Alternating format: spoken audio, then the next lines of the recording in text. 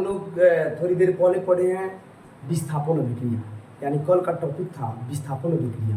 और विस्थापन अभिक्रिया में हम लोग पढ़े एकल विस्थापन।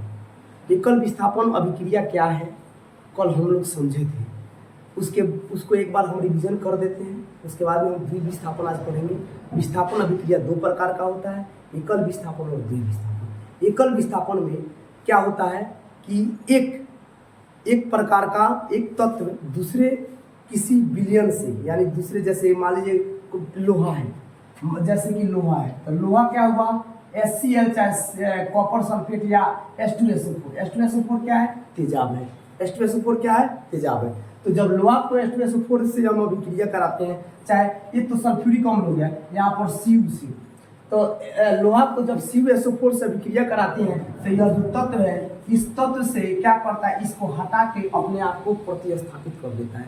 तो एक तत्व दूसरे तत्व को प्रतिस्थापित कर दिया तो एकल विस्थापन, यानी विस्थापित कर दिया। विस्थापित का मतलब उसको हटा के अपने आप को वहां पर स्थापित कर दिया, तो स्थापित कर लिया तो एकल विस्थापन, क्योंकि एक तत्व दूसरे तत्व से।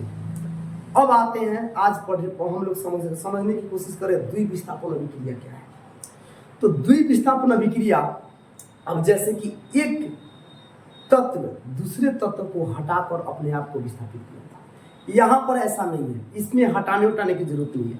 यहाँ पर जैसे एक उदाहरण देते हैं, जैसे मान लीजिए कि हम लोग ट्रेन में सफर कर रहे हैं थोड़ा देर के लिए। द्विविस्थापन समझने से पहले थोड़ा सा हम लोग समझ रहे हैं कि जैसे हम लोग ट्रेन में सफर कर रहे हैं, गलती से जो टिकट बना होता है, रिजर्वेशन जब होता है, तो कभी कभी उसमें से मान लीजिए मेरे परिवार का 5 सदस्य हैं और किसी और के परिवार का 5 सदस्य हैं, तो उसमें से क्या हो जाता है कि किसी एक का नाम कट के दूसरे में चला आता है और मेरा कट के उनमें जुड़ जाता है।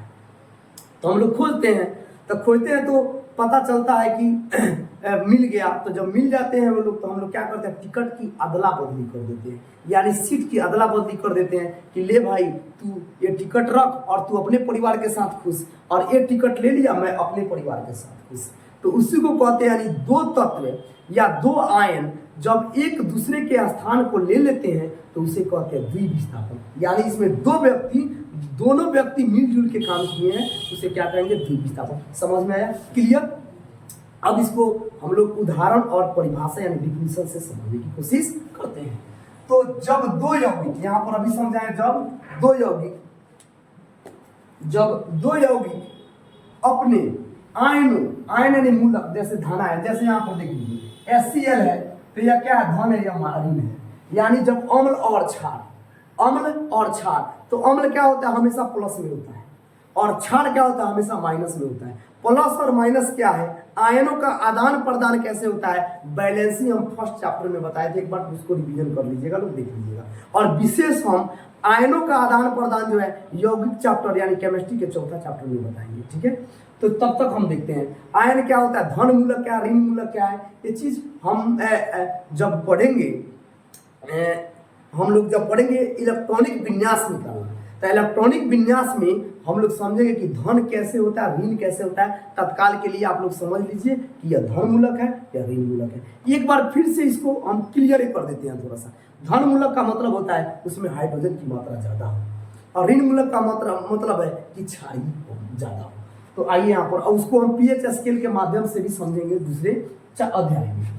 तो जब दो यौगिक अपने आयनों की अदला बदली कर लेता है, करके दो नए यौगिकों का निर्माण करता है, तब उसे द्विविस्थापन कहते हैं, जैसा कि हमने अभी बताया है। जैसे Na2SO4, ये क्या है, ये सोडियम सल्फेट है। Na2SO4 क्या है, सोडियम सल्फेट है। Aq का मतलब क्या होता है, विलियम, और BaCl2 यानी बेरियम क्लोराइड। जब दोनों अभिक्रिया करते हैं तो यहाँ पर देखिए Na जो है Cl के साथ, Na का परिवार Cl हो जाता है, और Cl का परिवार SO4, Ba का परिवार Cl का Na का परिवार क्या हो जाता है, Cl2 हो जाता है, और Ba का परिवार SO4 हो जाता है। तो देखिए NaSO4 था, तो क्या हो गया है, यहाँ पर NaCl हो गया है, यानी सोडियम क्लोराइड, और Ba सल्फेट हो गया। यानी देखिए E इसका स्थान ले लिया है और E जो है इसका स्थान ले लिया है। तो दोनों आयनों का क्या होता है, आदान प्रदान कर लेते हैं। यहाँ पर स्पष्ट लिखा है, जब दो यौगिक किसे कहते हैं, जब दो या दो से अधिक तत्व मिल जाते हैं तो यौगिक बन जाते हैं।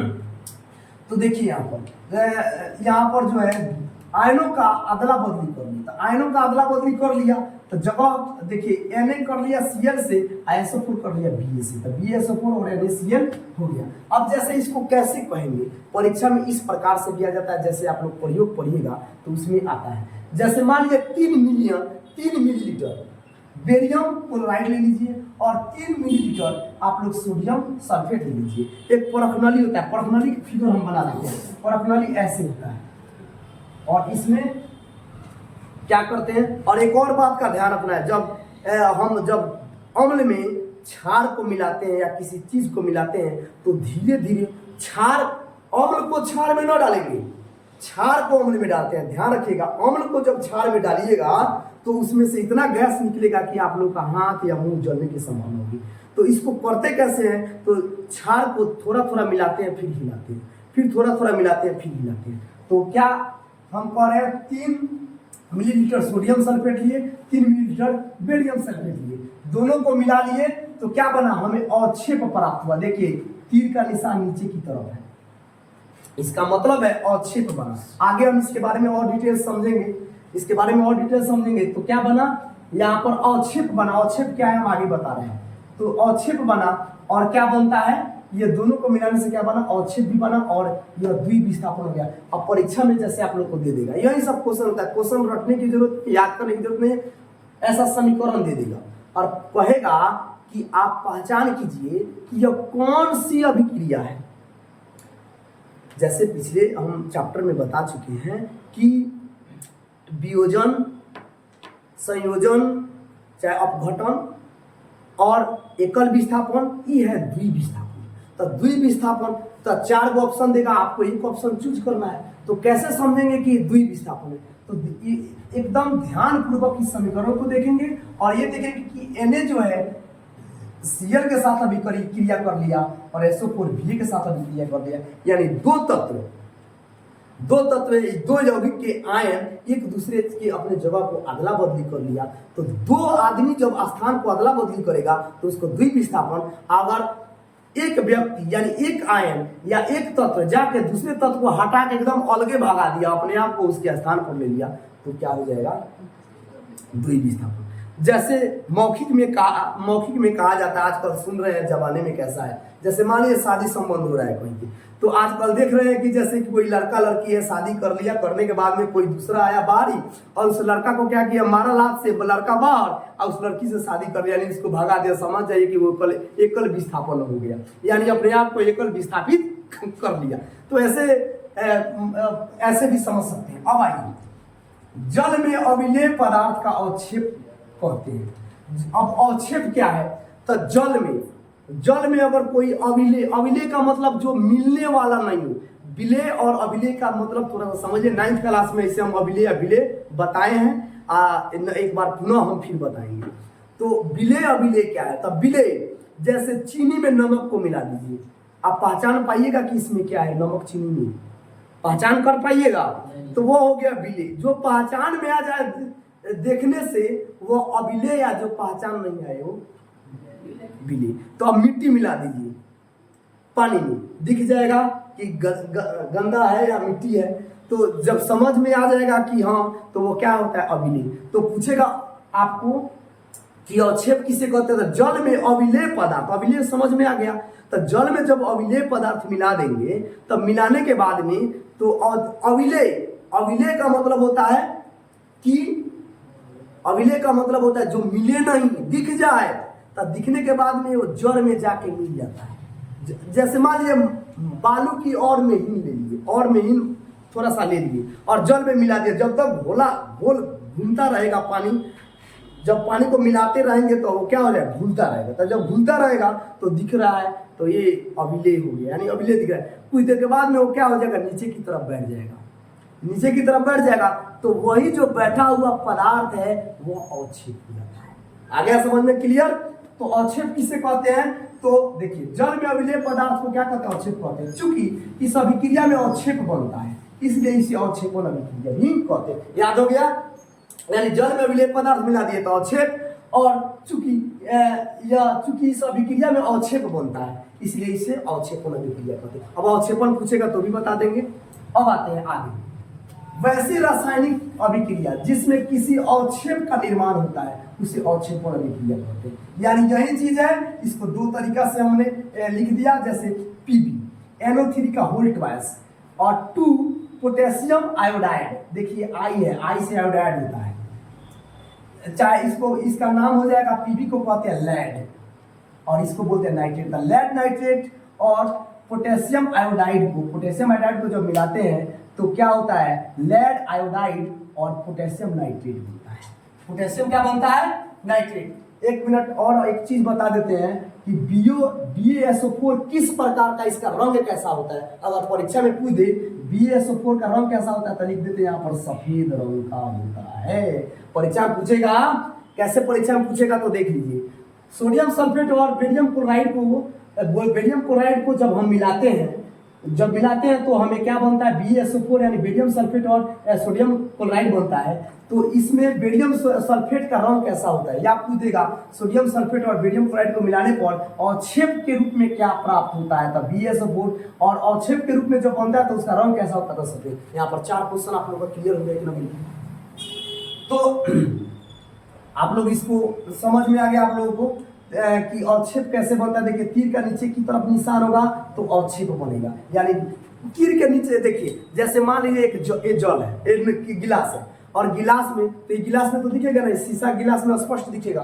तो मान लीजिए गिलास है तो गिलास में जब नीचे की तरफ जब कोई चीज नीचे की तरफ देखते हैं, जो चीज अविलेय होता है वो नीचे की तरफ आके पेंदी में बैठ जाता है। तब पेंदी में बैठ गया इसीलिए तीर के निशान नीचे में आएगी, पेंदी में बैठल बने जो अवक्षेप हो। बात समझ में आ गया। ऊपर की तरफ भाग जाएगा तो ऊपर गैस हो जाएगा। ठीक है। अब द्विविस्थापन अभिक्रिया एक बार फिर से समझिए। इसी के रूप में आयन के रूप में परिभाषा होता है। द्विविस्थापन अभिक्रिया जब अम्ल या क्षार के बीच होता है, जब द्विविस्थापन अभिक्रिया अम्ल और क्षार के बीच में होता है। अम्ल और क्षार क्या है तो दूसरा टॉपिक में हम लोग समझेंगे पीएच स्केल के जरिए। तो पीएच स्केल में 1 से लेकर 14 तक अंक अंकित होता है। 7 से नीचे होगा अम्ल होगा, 7 से ऊपर जाएगा क्षार होगा और 7 के बीच में रहेगा तो क्या होगा, उदासीन होगा। तो 7 से नीचे का मतलब क्या है, हाइड्रोजन की मात्रा प्रबल है। जितना नीचे जाएगा हाइड्रोजन की मात्रा प्रबल है और जितना ऊपर की तरफ जाएगा हाइड्रोजन की मात्रा कम है और OH यानी अल्कोहल इसकी मात्रा अधिक है। यानी OH क्या होता है, माइनस में होता है और H क्या होता है, प्लस में होता है। तो जिसमें H प्लस ज्यादा होगा वह ज्यादा अम्लीय होगा, जिसमें OH माइनस ज्यादा होगा वह कम अम्लीय होगा यानी क्षारीय होगा। तो वही बात है, द्विविस्थापन अभिक्रिया जब अम्ल या क्षार के बीच में होता है तो उसे उदासीनीकरण अभिक्रिया कहते हैं। अब उदासीनीकरण को अभिक्रिया कैसे कहते हैं, द्विविस्थापन अभिक्रिया हो यानी एक दूसरे को आदान प्रदान कर रहा हो और यह अम्ल और क्षार के बीच में हो और यह अम्ल और क्षार के बीच में हो तो उसको कहेंगे उदासीनीकरण अभिक्रिया। आगे क्लियर। जैसे HCl और NaOH, जब HCl और ONH तो एक क्या HCl प्रबल अम्ल है और यह क्षार है। तो देखिए HCl यानी H प्लस है और Cl क्या है, माइनस है। Na क्या है, प्लस है, OH क्या है, माइनस है। तो देखिए ये प्लस यहाँ पर लिखे प्लस और माइनस। तो देखिए Na जो है Cl के साथ यानी प्लस और माइनस यहाँ पर बन गया और प्लस और माइनस यहाँ पर बन गया, जल बन गया। तो जब अम्ल प्लस रहेगा तो अम्ल, माइनस रहेगा तो क्षार, यानी अम्ल और क्षार, जब अम्ल और क्षार के बीच में हो तो क्या हो जाएगा, यह अम्ल और क्षार के बीच में हो जाएगा तो क्या हो जाएगा, उदासीनीकरण। एक और उदाहरण से समझते हैं, हाइड्रोजन और नाइट्रेट और पोटेशियम और अल्कोहल यानी OH। KOH जब दोनों मिलेगा तो क्या हो जाएगा, KNO3 यानी पोटेशियम नाइट्रेट और क्या बन जाएगा, जल बन जाएगा। तो अम्ल और क्षार इक्वल टू पूछेगा कोई, जैसे अम्ल जोड़ क्षार इक्वल टू क्या बनेगा, तो अम्ल और क्षार जब होगा जब मिलाएंगे तो क्या बनेगा, जल बन जाएगा। क्या बनेगा, जल बन जाएगा। तो अम्ल और क्षार जब मिलाएंगे तो क्या हमें प्राप्त होगा, जल। जैसे देखिए यहाँ वैसी रासायनिक अभिक्रिया जिसमें अम्ल एवं क्षार अपने आयनों की अदला बदली कर लवण और जल बनाते हैं उसी उदासीनीकरण अभिक्रिया कहते हैं। तो जल बना दिया और लवण यानी नमक बना दिया तो क्या हो गया, उदासीनीकरण अभिक्रिया। समझ में आया। एक बार और देख लेते हैं। यानी अम्ल और क्षार जब मिलाते हैं तो हमें क्या प्राप्त होता है, लवण और जल प्राप्त होता है। तो अम्ल और क्षार, अम्ल धन मूलक होता है क्षार ऋण मूलक होता है। तो यह अम्ल और क्षार, अम्ल को यानी अब जैसे वो प्रयोग बता दे रहे हैं, आप लोग क्या कीजिएगा, बैटरी से थोड़ा सा तेजाब निकाल लीजिएगा। ध्यान रखिएगा, बिना किसी आप लोग मतलब टीचर के उपस्थिति में या किसी जानकार की उपस्थिति में सब काम करना है। थोड़ा सा क्या कीजिए, उसमें से आप लोग तेजाब निकाल लीजिए और तेजाब में क्या कीजिए, कुछ क्षारीय चीज मिला दीजिए क्षारीय चीज मिला दीजिए। जब मिलाइएगा तो जल प्राप्त होगा और आपका नमक हो जाएगा। जैसे देखते हैं आप लोग बैटरी में जब ज़्यादा आप लोग क्या करते हैं, जब बैटरी का तेजाब खत्म हो जाता है तो डिस्टिल वाटर डाल देते हैं। और डिस्टिल वाटर डालते हैं तो नमक की तरह देखिएगा ऊपर क्या होता है, उसके जहाँ पर पॉट आप लोग फंसाते हैं वहाँ पर क्या बन जाता है, नमक की तरह हो जाता है। क्या हो गया, नमक हो गया, नमक और जल बन गया। Clear chapter. हमें उम्मीद है अगर आप इस टॉपिक समझ में नहीं आएगा तो आप लोग कमेंट में जरूर लिख दीजिएगा, वो टॉपिक मैं पुनः समझा दूंगा। आगे आते हैं, आगे अब इसके बाद में हम लोग पढ़ेंगे रेडॉक्स अभिक्रिया क्या है, उपचयन क्या है, अपचयन क्या है, इसके बारे में जानेंगे। आइए हम जानते हैं। इसका एक आप लोग स्क्रीनशॉट ले लीजिए। आइए अब हम समझते हैं। अभी हम लोग पढ़े विस्थापन, द्विविस्थापन, एकल विस्थापन, यानी विस्थापन का दो पार्ट होता है, एकल विस्थापन, द्विविस्थापन। अभी हम लोग समझे। आइए अब हम लोग समझते हैं उपचयन अपचयन। उपचयन अपचयन जो है बहुत मतलब लोगों को हम देखे हैं ठीक ढंग से समझ में नहीं आता है। आइए आज इसका हम बाल का खाल निकालते हैं, आखिर उपचयन अपचयन है क्या। सीधी सी बात है, उपचयन अपचयन क्या, उपचयन और अपचयन यानी कोई पदार्थ खराब हो जाना, खाना रखे हैं घर में, तैलीय हो जाना, वासी हो जाना, उसका उपचयन हो जाना, खाना खराब हो गया। खाना खराब हो गया, खाने में अच्छा नहीं लगता है। तो आखिर यह उपचयन अपचयन है क्या, तो सीधी सी बात है, जिसमें ऑक्सीजन का योग हो, हाइड्रोजन का ह्रास। तो ऑक्सीजन का योग, हाइड्रोजन का ह्रास हम लोग को समझ में आएगा कैसे। आइए हम समीकरण के माध्यम से देखते हैं कि हाइड्रोजन का ह्रास कैसे होता है, ऑक्सीजन का योग कैसे होता है, हाइड्रोजन का योग कैसे होता है, हाइड्रोजन का ऑक्सीजन का ह्रास कैसे होता है। ऑक्सीजन का हाइड्रोजन का योग होगा तो वह कोई भी वस्तु वो खराब हो जाएगा, यानी खाने वाली कोई भी वस्तु वो खराब हो जाएगा, यानी उसमें अम्ल ज्यादा हो जाएगा। आप मेरी माँ थी, दाल चावल बना देती थी, गर्मी का दिन था। वो क्या होता था कि दाल जब हम लोग आते थे पढ़ लिख के 2-3 बजे करीब में, तो खाना दाल खाते तो खट्टा हो जाता था। तो और वो आ गया देहाती भाषा में माँ से हम लोग जब बोलते थे कि माँ दाल अच्छा नहीं लगता, छोड़ दो मत खा, और वो आ गई बा। तो हम लोग को उस समय नहीं समझ में आता था भाई और वो आ का गई। अब हम लोग को समझ में आया कि ओ और वाना मतलब हाइड्रोजन का योग हो जाना। तो कैसे, आइए हम लोग देखते हैं इसके माध्यम से। तो जब किसी पदार्थ में ऑक्सीजन की वृद्धि हो जाए, चलिए ऑक्सीजन की वृद्धि हो जाए, वृद्धि माने जुड़ जाना।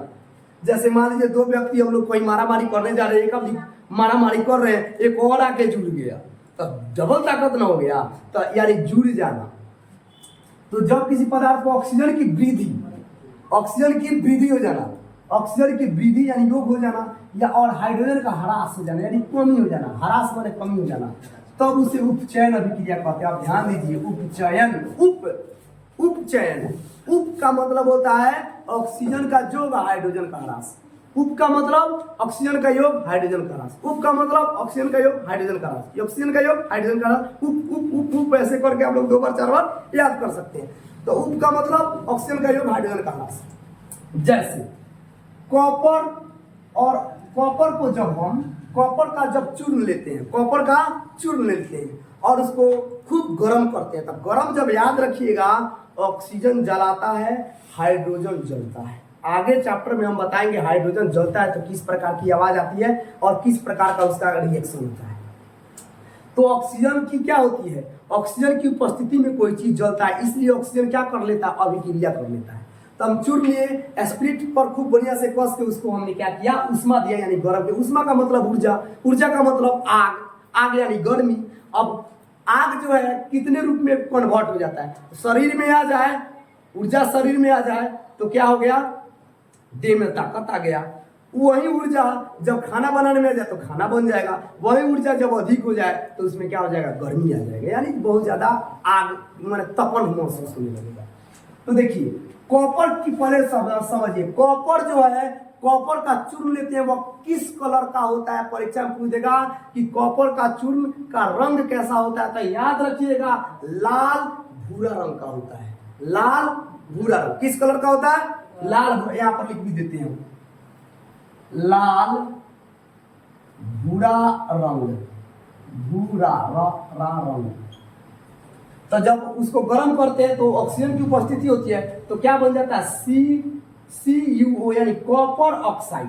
तो बोलिएगा कि सर दू कहाँ से है? तो दू जो है हम क्या किए, इसको बैलेंस किए हैं, तो ये आया है। जैसे O2 है, जैसे एक बार बताते हैं बैलेंसी, हम आप लोग से वादा किए थे कि बैलेंसी हम बताते चलेंगे। तो जैसे उसका देखिए, जैसे Cu है और क्या बन गया CuO। तो देखिए तत्वों का ना तो सृजन किया जा सकता है, नहीं विनाश किया जा सकता है। और हम फर्स्ट वीडियो में चैप्टर 1 के फर्स्ट पार्ट में हम बता चुके हैं। तो देखिए ऑक्सीजन 2 है, यहाँ पर ऑक्सीजन 1 है, 2 कर दीजिए। अब यहाँ पर ऑक्सीजन 2 हो गया, कॉपर 2 हो गया, तो कॉपर यहाँ पर 1 है। तो द्रव्यमान संरक्षण सिद्धांत का नियम का पालन नहीं करता है, यहाँ भी 2 से गुना करें, 2 C, 2 C, वो 2 हो गया। तो इसमें कॉपर, अब देखिए, अब समझने की हम कोशिश करते हैं ऑक्सीजन का योग कैसे हुआ। तो ध्यान देंगे, बहुत इंपॉर्टेंट क्लास है। ऑक्सीजन जाके किसी चीज में जुट जाएगा तो उपचयन हो जाएगा।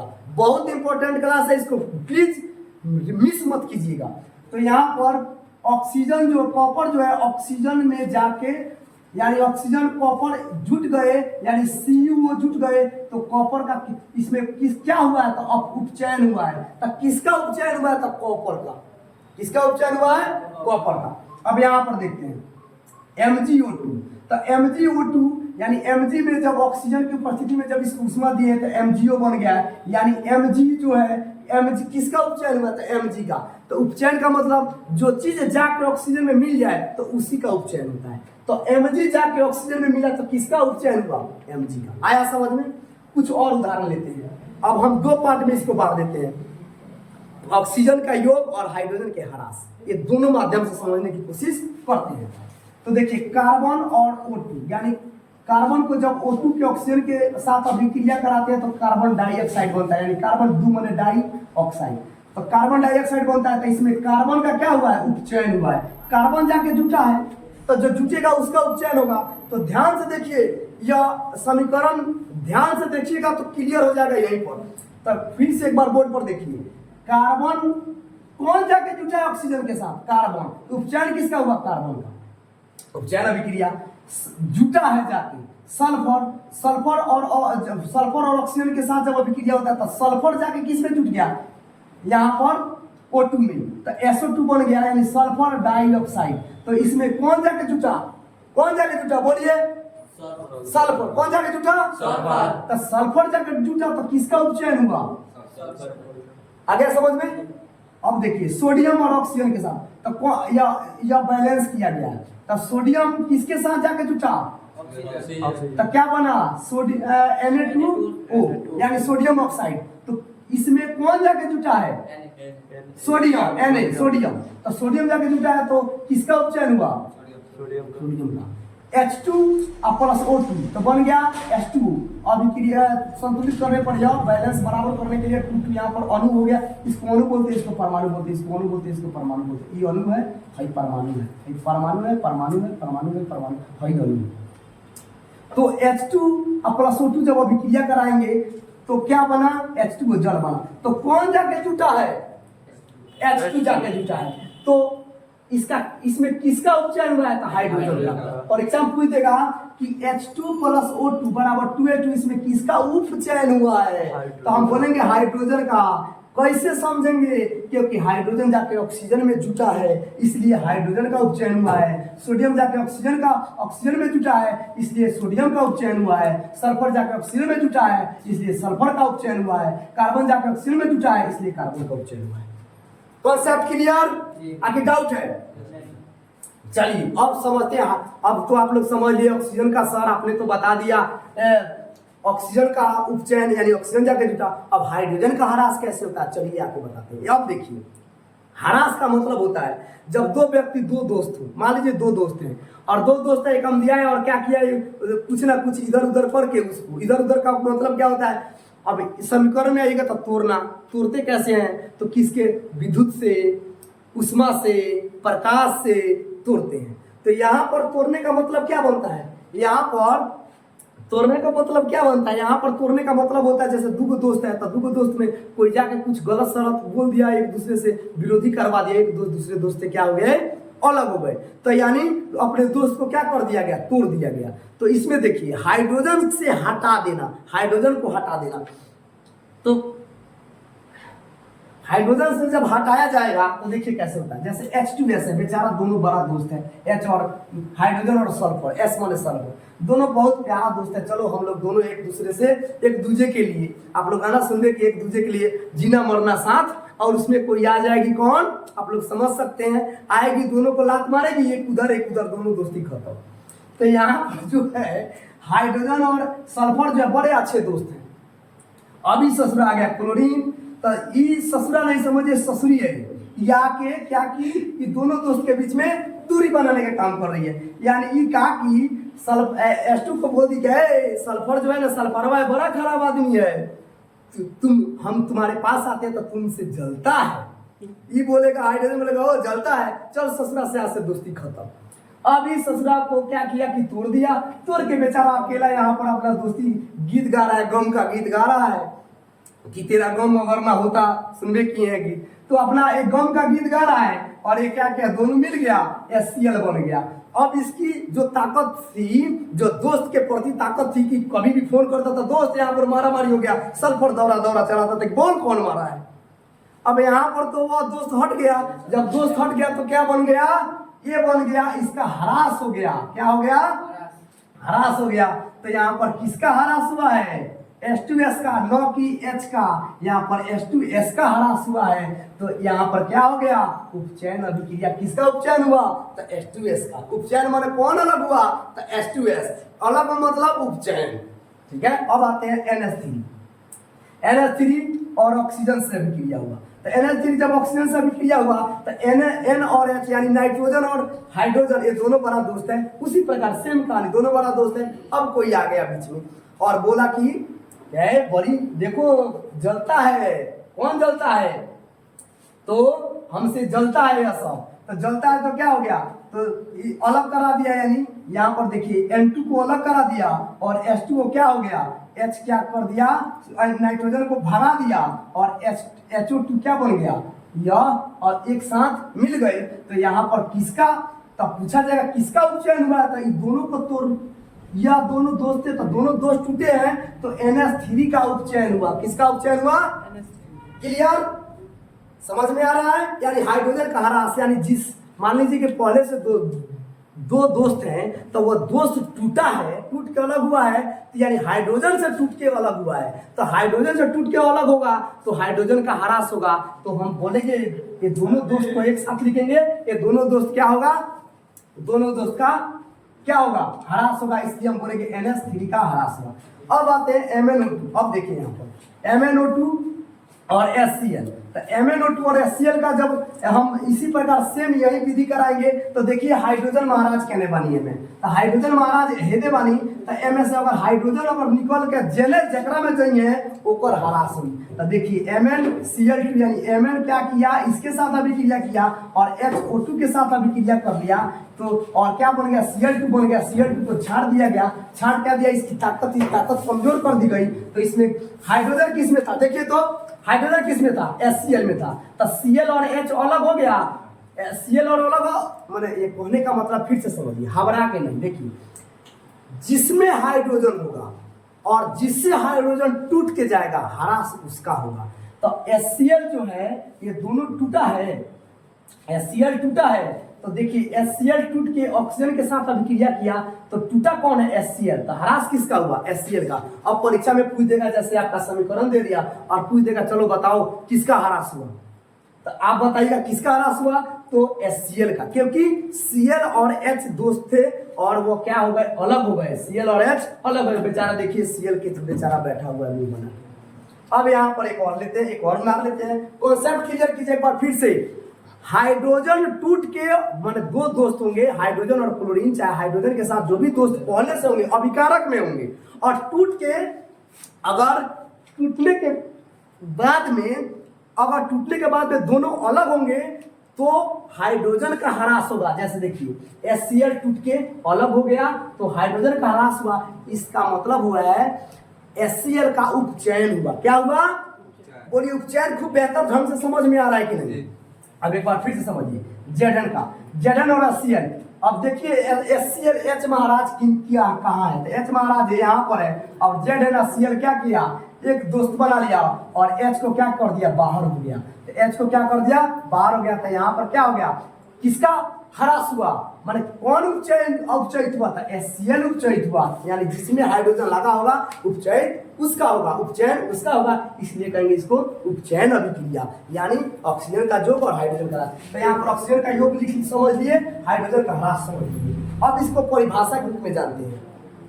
उपचयन वह रासायनिक अभिक्रिया है जिसमें किसी तत्व या यौगिक के साथ ऑक्सीजन का संयोग यानी ऑक्सीजन का योग होता है अथवा हाइड्रोजन का ह्रास होता है, उसको कहते हैं उपचयन अभिक्रिया। पूछेगा उपचयन अभिक्रिया किसे कहते हैं? तो वह रासायनिक अभिक्रिया जिसमें किसी तत्व या यौगिक के साथ ऑक्सीजन का संयोग हो और हाइड्रोजन का ह्रास हो। तो अलग अलग टॉपिक से समझ लिए ऑक्सीजन का योग, हाइड्रोजन का ह्रास, तो उपचयन हो गया। अब आइए हम एक इसका स्क्रीनशॉट ले लीजिए। अब हम समझेंगे अगला नेक्स्ट टॉपिक अपचयन। अपचयन, अब उपचयन हो गया, अब अपचयन समझेंगे। आइए अपचयन हम समझते हैं।